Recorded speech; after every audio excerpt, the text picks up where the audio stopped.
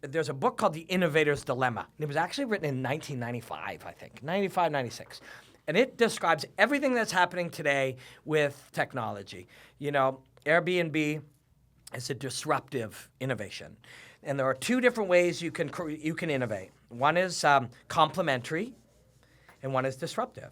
And if you have something that's working, so you are, the hotel business, or you are Nova Now, or anything, you build complementary innovations. So you are pushing forward. Aldo and Barao are pushing forward and smashing people, okay?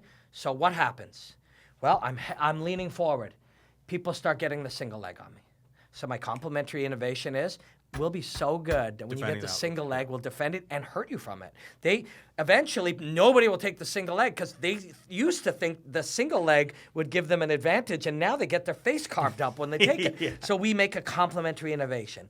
And then, and that is how you build on these things. And it's the next one is the complementary innovation, Then the disruptive innovation over here is, the complementary would be like, well, we'll push forward too.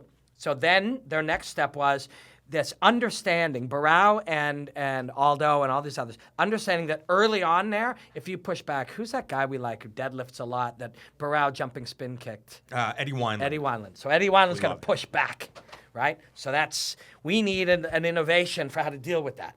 And the innovation is, well, we don't actually have any better answer than this, but early on when they push back, we're going to bite down, stand our ground, and take the risk that this moment's going to be terrible. But if this moment results in what we wanted, you'll go backwards the whole time. And then you just build a game, keep building it.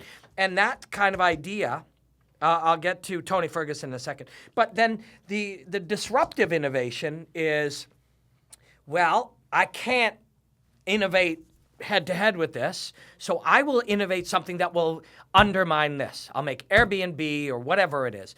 And you create this technology and this innovation of when you back up, you strike. It's nothing new.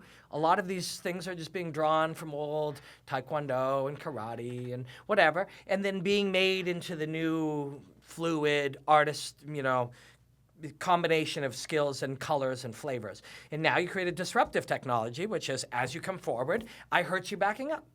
Well, that's what Whitaker did. He used that disruptive technology, this disruptive innovation. That's not really, we'll call it an innovation, but in the context of where it is now, it's innovation. But Airbnb isn't really that much of innovation either. It's just in the context of hotels it is. It's just an app that shares something, but in the context of hotels it is. Striking, backing up, plant and strike, that was a disruptive innovation. All of a sudden, Aldo and Barao aren't winning that way anymore. And a guy like Brunson, when he goes to use this, everybody's like, we have the answer. We strike back up. Everybody's been doing it. Every gym does it. Now, that becomes normal, and that's no longer disruptive innovation. It's a standard.